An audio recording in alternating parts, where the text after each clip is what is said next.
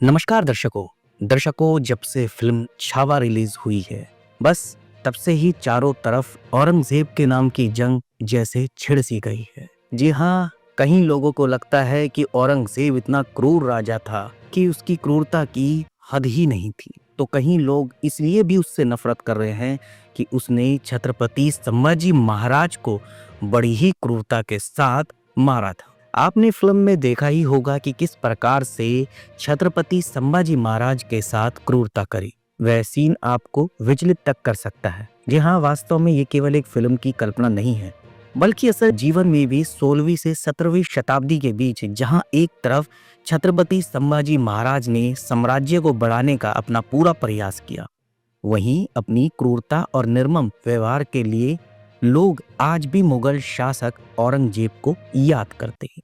वास्तव में फिल्म देखने वालों और आम जनता के मन में एक ही सवाल जरूर आता है, क्या वास्तव में औरंगजेब इतना ही ज्यादा क्रूर था? यही नहीं, लोग तो ये भी सोचते हैं कि आखिर ऐसा क्रूर शासक हिंदुस्तान में आया ही क्यों। यहाँ तक कि दर्शकों, औरंगजेब के बारे में कई सारे लोग कई तरह के आकलन करते हैं, लेकिन उनमें से एक खास है कि आखिर हमेशा औरंगजेब अपने दरबार में बैठकर टोपी क्यों बुनता रहता था। यह एक सबसे बड़ा सवाल लोगों के मन में रहता है कि एक हिंदुस्तान का वो राजा बन गया था, आलमगीर का खिताब उसके नाम था, और फिर भी वो अपने दरबार में बैठकर टोपियां बुनता था। जी हाँ, ऐसे ना जाने कितने सवाल हैं जो लोगों के मन में न जाने कब से हैं। एक ऐसा मुगल शासक जिसे अब तक का सबसे क्रूर मुगल माना जाता है, उसने सत्ता के लिए अपनों का खून बहाने से लेकर धर्मांतरण और मंदिरों के विध्वंस तक न जाने कितने कदम उठाए। उसका शासन क्रूरता से भरा रहा। आज मैं आपको औरंगजेब के अत्याचारों की कहानी और कुछ ऐसी अनसुनी बातों के बारे में बताऊंगा कि जिससे उसकी क्रूरता का पता लगता है।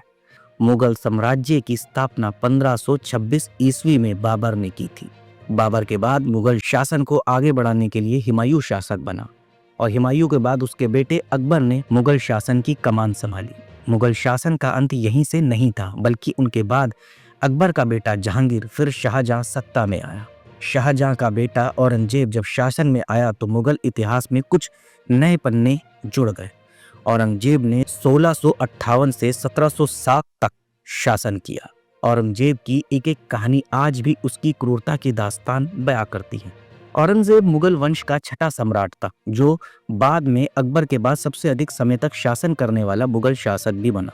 उसका मूल नाम अबुल मुजफ्फर मोइनुद्दीन मोहम्मद था, लेकिन उसे औरंगजेब या आलमगीर के नाम से जाना जाता था।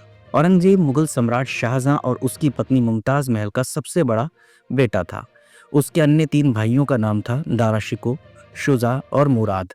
औरंगजेब का जन्म 3 नवंबर 1618 को दाहोद, गुजरात में हुआ था। इतिहासकारों की माने तो औरंगजेब अपने समय का सबसे क्रूर शासक था, जिसने सत्ता पर कब्जा करने के लिए अपने सगे भाइयों तक की जान ले ली। औरंगजेब की क्रूरता को इससे बेहतर और कैसे जाना जा सकता है कि उसने मुगल गद्दी पाने के लिए अपने भाइयों की हत्या तो कर ही दी, और अपने पिता शाहजहां को आगरा किले में कैद करके रखा, जहां उसकी मौत हो गई। औरंगजेब ने अपने बड़े भाई दारा शिकोह को पकड़कर उसे मौत के घाट उतारा और उसके कटे सिर को पिता शाहजहां को भेजा। यही नहीं, उसने अपने छोटे भाई मुराद बख्श और शुजा को भी जान से मरवा दिया। उसकी क्रूरता इस बात से और ज्यादा सामने आती है कि उसने अपने बेटों तक को नहीं छोड़ा। एक तरफ जहां उसने अपने एक बेटे को अंधा करवा दिया, वहीं दूसरे बेटे को हमेशा के लिए कैद करवा दिया। औरंगजेब ने 1679 में हिंदुओं पर जजिया कर लगाने की घोषणा कर दी, जिसकी वजह से उन्हें अपने ही धार्मिक स्थलों पर जाने के लिए कर देना पड़ता था। उसने लाखों हिंदुओं और सिखों को बलपूर्वक इस्लाम में अपनाने के लिए मजबूर किया।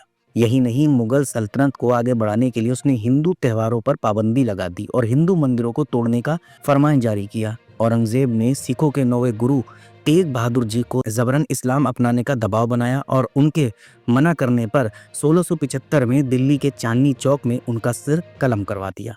औरंगजेब ने छत्रपति शिवाजी महाराज के बेटे छत्रपति संभाजी महाराज को भी जबरन धर्म परिवर्तन के लिए प्रताड़ित किया, और जब उन्होंने धर्म स्वीकार नहीं किया तब उन्हें 40 दिनों तक प्रताड़ना देने के बाद मौत के घाट उतार दिया। औरंगजेब ने काशी विश्वनाथ, सोमनाथ, मथुरा और अयोध्या समेत 1000 से भी ज्यादा मंदिरों को तोड़ने का आदेश दिया और कई स्थानों पर मंदिरों को तोड़कर मस्जिद बनवाई। उसका उद्देश्य था मुगल और इस्लाम धर्म को आगे बढ़ाना और हिंदू धर्म का जड़ से खात्मा करना। इस्लाम को बढ़ावा देने वाली औरंगजेब की नीतियों ने पूरे देश में विद्रोह भड़का दिया। उसकी नीतियों का मराठा, राजपूत, जाट और सिखों ने खुलकर विद्रोह किया और मराठाओं के प्रयास से मुगल शासन कमजोर पड़ने लगा। यही नहीं, औरंगजेब की क्रूर नीतियां ही उसके अंत के बाद मुगल शासन के अंत का भी कारण बनी। औरंगजेब की मृत्यु के बाद मुगल सल्तनत पूरी तरह ध्वस्त होने लगी और अंत 1857 तक यह पूरी तरह समाप्त हो गई।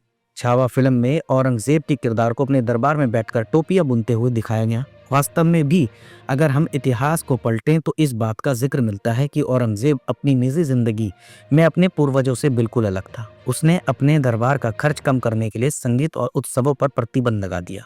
वह शारीरिक श्रम के जरिए अपनी आजीविका कमाने पर जोर देता था, इसलिए खुद भी दरबार में बैठकर अपनी नमाज की टोपियां बुनता था। यही नहीं, वो उन्हीं टोपियों को बाजार में बेचकर जो धन कमाता था वो उससे अपनी निजी खर्चे निकालता था। चूंकि इस्लाम में टोपी पहनने की परंपरा काफी पुरानी है, इसलिए टोपी को बेचकर ही औरंगजेब धन कमाता था। यही नहीं, वो अपने धर्म का इतना कट्टर था कि वो अपने सुख सुविधा पर ज्यादा ध्यान नहीं देता था। इसी वजह से वो अपने दरबार में संगीत आदि भी नहीं सुनता था। अगर हम औरंगजेब की मृत्यु की बात करें तो उसकी मृत्यु प्राकृतिक रूप से अपनी आयु पूर्ण करने के बाद 88 वर्ष की उम्र में हुई थी। 3 मार्च 1707 को अहमदनगर क्षेत्र में उसकी मृत्यु हुई। हालांकि औरंगजेब अपने अंतिम दिनों में अत्यधिक अकेला और उदास महसूस करता था। उसने अपने जीवन के कार्यों पर पुनर्विचार किया और अपने पुत्रों को पत्र भी लिखे जिसमें उसने अपनी गलतियों को स्वीकार किया। यही नहीं, कुछ इतिहासकार ये भी बताते हैं कि औरंगजेब ने अपने जीवन पर पश्चाताप करते हुए ये भी कहा था कि मैंने अपने जीवन में जो भी कुछ किया वह व्यर्थ था। अब मैं अकेला और असहाय हूँ। मुझे नहीं पता कि मेरा अंत कैसा होगा। वास्तव में यह शब्द उसके मानसिक तनाव को ही दिखाते हैं। यही नहीं, उसने ये भी कहा था कि उसके अंतिम संस्कार का खर्च उसके खुद के कमाए धन से ही निकाला जाए। उसकी इच्छा के अनुसार उसे खुलदाबाद, औरंगाबाद, महाराष्ट्र में एक साधारण मकबरे में दफना गया जो आज भी मौजूद है, जिसकी चर्चा आप आए दिन सुन भी रहे होंगे। दर्शकों, जो भी बात आपको मैंने बताई ये इतिहास के कुछ पन्नों में दर्ज है। कहीं औरंगजेब के बारे में अच्छा लिखा है तो कहीं औरंगजेब के बारे में बुरा लिखा है। पर हम यही कहेंगे, ये बीते हुए कल की बातें हैं। हम आज क्यों लड़ रहे हैं? हमें मिलजुल कर रहना चाहिए। हमें प्यार और मोहब्बत फैलानी चाहिए, ना कि नफरत फैलानी चाहिए। जो भी करा औरंगजेब ने, चाहे अच्छा या बुरा, हमें क्या करना है? हम आज क्यों लड़ रहे हैं? हम औरंगजेब की कब्र को हटाने की बात कर रहे हैं या हम ये सोच रहे हैं कि छत्रपति शिवाजी महाराज के साथ उसने क्रूरता की? पर हम ये कहेंगे कि जब उस दौर के शासकों ने इस कब्र को ऐसा ही रखा और कुछ भी मुगलों के साथ करने की दोबारा कोशिश नहीं करी क्योंकि मुगलों का अंत हो चुका था, तो हम आज क्यों लड़ रहे हैं? आज हम क्यों एक दूसरे में नफरत फैला रहे हैं? हमें क्या मोहब्बत नहीं फैलानी चाहिए? दर्शकों, आप ही बताएं कमेंट के माध्यम से, क्या हम सही कर रहे हैं? क्या जो आज हो रहा है कि हिंदू मुस्लिम लड़ाई झगड़ा नफरत फैलाने वाली बात, क्या ये होनी चाहिए? क्या सबको मिलकर नहीं रहना चाहिए?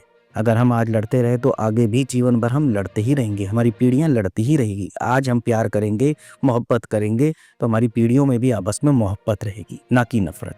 कमेंट के माध्यम से बताएं क्या ये सही है या गलत।